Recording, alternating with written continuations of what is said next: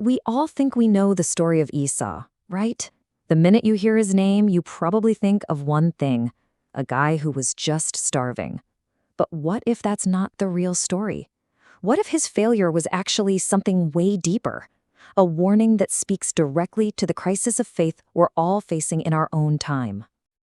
And boom, right there, that quote just flips the whole story on its head. See, Esau's fall wasn't about his stomach. It was a spiritual sickness. It's about valuing the right now so much that you actually start to despise the forever. And that, my friends, is the absolute core of the crisis so many of us are dealing with today.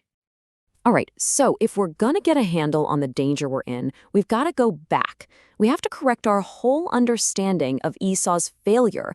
We need to see the part of the story we've all been missing. Let's get one thing straight. Esau was not on the brink of death. He wasn't weak, he wasn't sick. The man had just come in from the field. He's a hunter, he's strong. But then he smells that stew, and in that one single moment, his feelings just take over. Panic floods his mind, and suddenly he's completely, totally ruled by the immediate. And this right here, this lays it out perfectly. The common misconception is that Esau was this poor victim starving and tricked by his brother. But the reality? He was just uncomfortable. And Jacob didn't really trick him, he just held up a mirror. He exposed what Esau really valued deep down. And that, right there, is the heart of it. That's the thought process that cost him absolutely everything. It was never about the stew. It was about his value system. He literally looked at his eternal inheritance, his God-given destiny, his birthright, and he put it on a scale against temporary discomfort. And his conclusion? Comfort wins. And believe me, that exact same mindset is destroying believers today. So that brings us right here, right now, to our crisis. Because Esau's choice isn't just some ancient story. It's a live broadcast of the choice that's in front of every single one of us in the 21st century. I mean, just stop and think about the gravity of that trade. An entire inheritance, a divine destiny, the blessing of being the firstborn, all of it traded for a bowl of lentil stew.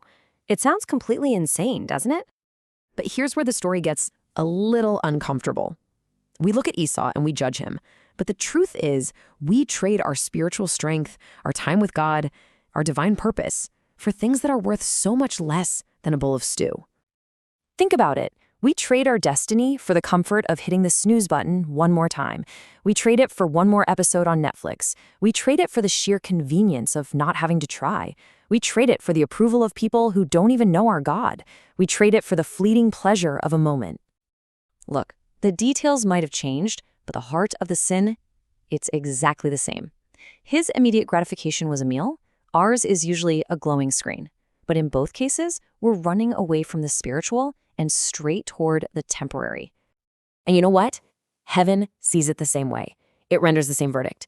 When we consistently choose comfort over our calling, ease over endurance, the right now over the forever, we are, with our actions, despising the inheritance that Jesus bought for us with his own blood. But listen, this isn't just a behavior problem.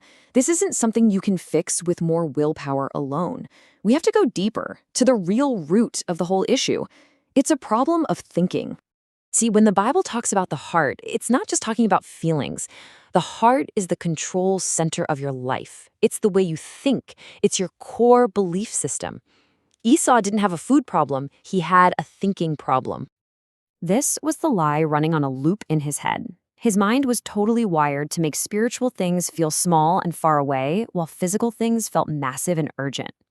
Right now was screaming for his attention, while forever was just a faint whisper in the background. And you can see that same thinking play out all over the place today.